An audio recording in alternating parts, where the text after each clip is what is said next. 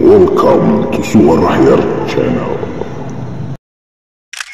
Aku bukan Chinese. Ketika berbicara tentang Chinese, itu kayak lampu, Mas. Kayak kita ngeliat lampu. Di awal aku masuk, yang lucu adalah gini. Cari nama orang Muslim makan babi nggak sengaja, nggak dosa kan? Bukan maunya kita loh.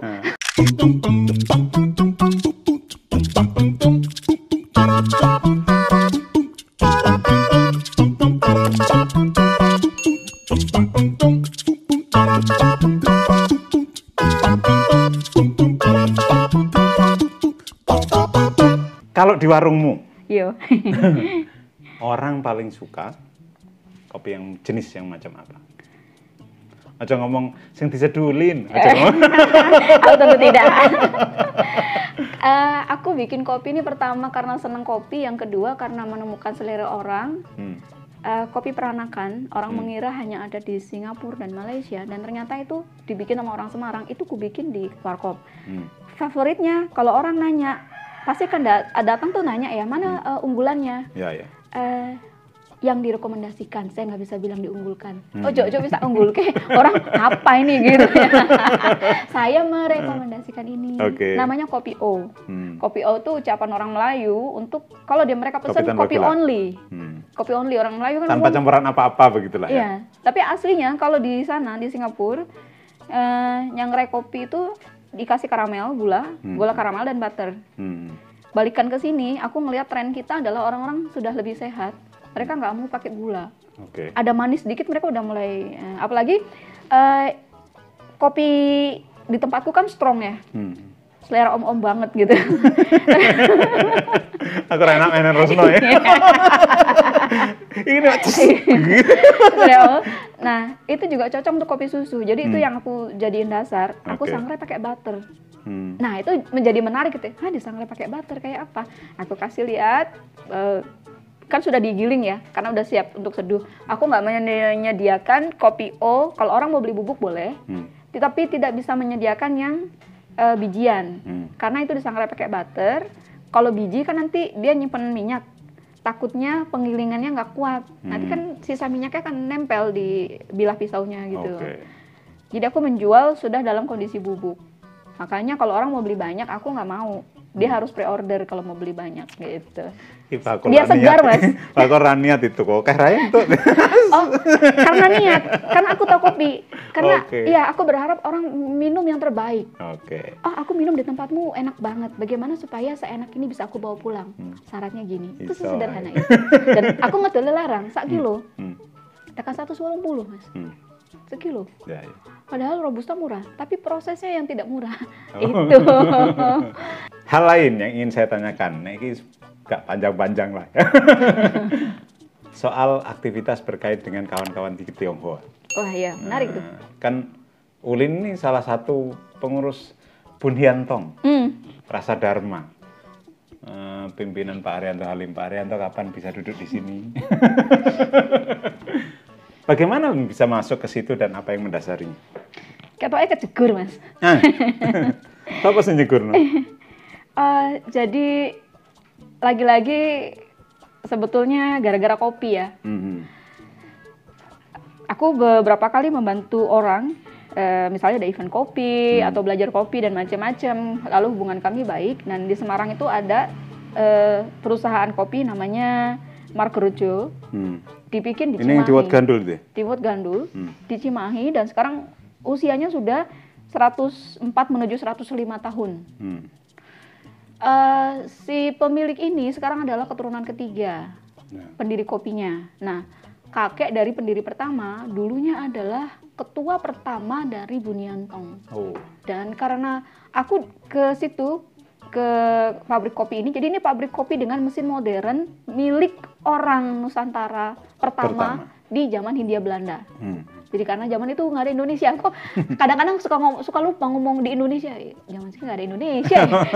Indonesia aja baru 70 berapa tahun kayak kita, 76 ya.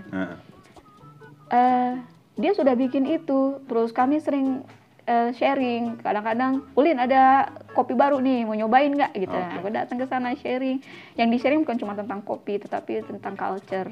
Karena aku terbiasa dengan bahasan itu di Bapak ya. Jadi almarhum bapak itu kasih ilmu banyak banget. Salah satunya tentang terkait Chinese gitu. Sehingga aku terbiasa dan ngobrolnya enak aja. Pak Basuki itulah yang salah satunya merekomendasikan Pak Basuki itu yang punya ownernya kopi. Margorejo Margorejo ya? Sekarang jadi Dharma Boutique Roastery. Nah, yang gedungnya keren itu ya? Keren banget. Ya. Udah 160 lebih itu umurnya, masih 170 hampir itu. Ya. Bangunan yang masuk Senarai Cagar Budaya kayaknya itu di Kota Semarang. Iya. Okay. Dikasih nama rumah kopi di sertifikat cagar budayanya. Ketika itu Buniantong nyari pengurus-pengurus muda. Pak, aku dianggap muda waktu itu. Muda. Aku yang takon, umurmu pira tahun ini? Katanya pada biyen, Mas. Enggak, maksud saya ini kan tadi saya sebut saya seangkatan dengan Ulin. Iya. Jadi ya kira-kira berarti gitulah. Mas Ahya muda. Cuma tampangnya saja yang agak tuaan. Iya, lagi cari pengurus muda, jadi anak-anak muda yang bisa aktif untuk Rasa Dharma. Oke. Pak Har ya ketuanya. Pak Har itu kan orang yang Pak Arianto Halim tadi ya. Menarik sekali dia, interaktif, banyak aktif di semua kalangan karena juga prihatin. Sebuah organisasi berusia 140 sekian tahun, masa mau gitu-gitu aja gitu. Kita bisa ngapain? Dan kebetulan ketika lagi nyari itu ada Deo, ada macam-macam. Mbak Ulin, aku dibilangin Pak Basuki gini, masuk deh, mau nggak gitu. Sebetulnya waktu itu aku mikirnya gini, apa aku layak ya gitu. Pengetahuanku nyampe nggak? Karena gini, aku bukan Chinese. Ketika berbicara tentang Chinese itu kayak lampu, Mas, kayak kita ngeliat lampu. Jadi sama seperti, karena sekarang kan lagi isunya rasial di beberapa tahun sekarang ya. Orang berbicara tentang misalnya Kristen melakukan pembelaan terhadap orang-orang Kristiani, tapi dia bukan Kristiani. Atau orang-orang Islam jaga gereja gitu. Iya, gitu. Tapi sebelum aku direkomendasikan Pak Basuki, memang kegiatanku sudah banyak yang urusannya dengan keberagaman beragama. Kayak misalnya gini, aku mesti kok diprotes kalau dapat undangan misalnya Natal, orang Hindu ada Lebaran, udah ini, Mbak Ulin kenapa nggak datang ke tempatku? Kesana aja kemarin datang, waduh, gitu. Aku kan gak enak no, Mas. Okay. Padahal nggak ikut organisasi apapun. Aku cuma mikir ke situ, ini bakal menjadi berat. Apalagi saat itu aku pakai kerudung gitu, dan itu pasti akan jadi sasaran media, sesuatu yang berbeda. Lagi-lagi seperti pemenang tak bahas secara khusus. Kok gak pakai kerudung? Mama heboh. Iya, karena sudah melepaskan keduniawian. Karena pasti sekarang banyak yang tanya. Orang tapi saya nggak mau bahas itu. Nggak trending. Iya, mana aku Mas. Oke. Kemudian apa yang terjadi ketika bergabung dengan Bun Hien Tong? Penerimaan dulu di kawan-kawan Tionghoa. Sangat bagus, karena aku sudah ada di lingkungan orang Tionghoa sebelum masuk Bun Hien Tong. Yang menjadi menarik karena di Bun Hien Tong itu kemudian kan ada Sinci Gustur. Sinci itu papan arwah atau tablet, spirit tablet ya. Itu isinya kayak nisan. Nama si mati, istrinya, anaknya, apa-apa. Kalau dia punya kedudukan cukup terhormat, biasanya di situ juga dicantumkan gitu. Gustur itu kan Muslim. Di altar itu selain cinci, kalau lagi sembayangan ada ini nih, sajian-sajian. Nah, tapi ini ora altar ya. Meskipun mirip. Nah, sajian itu biasanya khusus untuk si mati dulu sukanya apa. Atau kalau si anak merasa perlu memberikan sebuah penghormatan, karena makanan itu tanda cinta ya. Makanya orang menghormati dia ngasih suguhan, tak kayak kopi. Nah, itu tanda kasih sayang. Kopi karo rokok gitu ya. Iya, orang Indonesia tuh penuh kasih sayang kok. Makanya selalu yang terjadi begini nih sangat normal Indonesia banget gitu. Kita balik ke situ ya. Nah, Gus Dur itu karena Muslim. Kalau sembahyangan yang bukan khusus hari besar Chinese, itu nggak ada babinya. Di awal aku masuk, yang lucu adalah gini. Jadi orang Muslim makan babi nggak sengaja, nggak dosa kan? Bukan maunya kita loh. Kamu pengen nggak sengaja gitu ya? pengen loh. Lah, tapi orang kapan lagi gitu. ya kan nggak dosa ya. Iya. Aku memaklumi itu walaupun nggak sengaja-sengajain gitu kan. Dan para tante yang ada di situ nyiapin makanan tuh, kok sih Mbak Ulin? Kita cicipi gitu. Jadi, kasih doi. gagal deh. Terus aku tanya, kenapa harus begitu? Aku santai aja. Artinya pun kalau terjadi ketidaksengajaan bukan salah siapa-siapa. Barokah lah ya. Iya, tapi sananya bilangnya nggak gitu mas. Tapi kan aku tahu tentang kamu, itu yang pertama, bahwa kamu nggak makan babi. Yang kedua, karena aku tahu, maka aku tidak boleh membuatmu berdosa. Nah, tapi kan agama saya adalah punya saya, dosa saya ke Tuhan saya. Nah, tapi kan saya juga punya Tuhan. Bagaimana pertanggungjawaban saya sama Tuhan saya? Oh, baiklah. Pak Kicep ini ngono kan. Jadi sampai hari ini gagal itu untuk nyoba tidak sengaja gitu. Kemungkinan di tempat lain.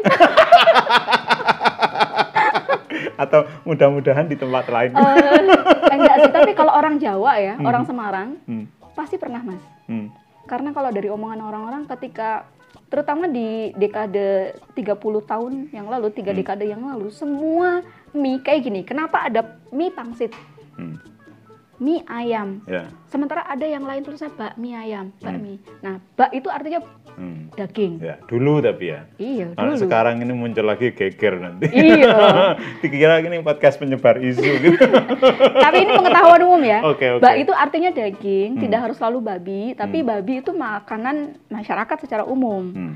Paling banyak tersedia, paling mudah, dan paling murah. Minyaknya enak, konon begitu. Jadi semua mie yang enak rasanya ada baknya. Rasa provokasi, Lin. Iya. Aku tadi pengen. Nah, itu makanya penjual-penjual mie itu, mereka kalau nggak ada baknya, nggak ada daging babinya, mereka nggak pakai kata bak. Biyen kayak mas. Tapi terus lama-lama ada salah persepsi. Pokoknya nek ngono kuwi ya bakmi. Walaupun nggak pakai babi loh, pakainya ayam. Sementara gini, harusnya itu tulisannya yamin. Min, itu yam itu maksudnya gini, min itu kan bahasa Hokkien, artinya mie dari tepung. Yam itu aku nggak nemukan itu Hokkien atau mana, tapi kemungkinan dari ucapan lidah ayam. Oh ini mie pakai ayam, bakmi itu mie pakai daging babi. Nah, yamin istilah itu kurang begitu tenar di kita, malah lebih tenar di Bandung. Terus sekarang sudah masuk ke sini mie yamin gitu. Ya saya nek makan bakmi ya santai wae lah. Santai wae, soalnya sini ayam. Pengetahuanmu tentang bahasa Mandarin keren ya? Oh ya ora juga sih mas, karena terbiasa ya. Gaya netok ya? Gaya. Karena aku menuliskan tentang itu, kalau misalnya gini, termasuk di warkop itu kan ada menu makanan. Dan kami punya konsep peranakan. Aku konsisten terhadap itu. Itu semua tak tulis gitu. Kenapa bihun? Bi artinya apa? Hun artinya apa? Ini ngono-ngono. Iki tadi tuh nek kon cerita meneh. Sing kopi wae urung rampung. Bicara barbar gitu. Reaksi orang di luar komunitas Tionghoa atas aktivitasmu di Tionghoa. Nah, ini beragam mas. Yang di Tionghoa kan menerima nih. Ada beberapa yang di luar organisasi mempertanyakan. Seolah-olah aku bukan pada tempatnya. Kalau bagi wartawan, mereka menarik. Itu menarik karena jadi seperti sebuah lembar berwarna biru saja, biru laut, tiba-tiba ada satu titik warna merah ceplok gitu. Apa nih merah-merah gitu. Itu aku. Aku sadar sekali karena memang berangkatnya sebagai orang jurnalis. Organisasinya juga barengan mas saya. Guru saya dulu, mentor. Sebaya, teman sebaya. Oke gitu ya, oke baiklah. Cuma hidup saya lebih keras, jadi tampangnya jadi agak tuaan dikit gitu. Nanti jangan-jangan ada yang ke Dikduk Capil, ngecek KTP. Nah, menjadi menarik dan sangat sadar tentang itu. Jadi ketika Pak Har apalagi yang ngajak udah orang-orang top level kayak Pak Basuki, Pak Har, sehingga orang-orang di bawahnya pasti ngikut, pasti akan terima semua. Itu wajar banget, secara antropologis bisa diterima. Kalau di internal gitu, kalau yang di luar, orang-orang lain gitu. Paling keras adalah sebetulnya dari keluarga jauh terutama, yang bukan keluarga inti. Yang tiba-tiba merasa dekat. Enggak. Mereka merasa gini, kamu tuh deket sama Cina gitu loh. nanti imanmu terganggu lah. Like at the end misalnya ini aku, karena bukan aku karena begini, aku tidak akan bisa masuk ke situ. Orang itu sesuai saringannya kok, gitu kan. Iya banyak yang bertanyakan gitu, ada yang terus dalil-dalil gitu. Terima kasih. Itu diceramai ketika ketemu langsung atau ketika Japri? Yo Japri. Ya. Japrianku sing ceramah dihapus Alin. Orang tahu malah. Itu aku tunggu loh. Ceramahnya Mas Ahyar aku tunggu loh. Ceramah kamu itu. Orang ono sih Mas. Tapi gini, yang menarik adalah ketika sudah berjalan sekian lama karena aku sering posting tentang hadis. Ya, karena bacaanku kan bacaan cah pondok Mas. Gimana dibahas di meneh iki. Kayak Riyadhus Shalihin gitu. Salah satu contohnya. Makanya ketika aku lagi ngobrol dengan para romo-romo dan pendeta itu, mereka manggil aku Nyai. Akhirnya jadi menarik ya. Jadi nanti coba kita bahas di lain waktu aja Mas. Apa hubungan antara Ulin dan Nikita Mirzani kok Nyai? Karena mereka ngelihatnya aku ngomong kayak orang pondokan. Oh, iya kan? Pokoknya nek wis ning pondokan ki undangannya mesti Nyai kan. Bu Nyai ngono to. Oke, Ulin.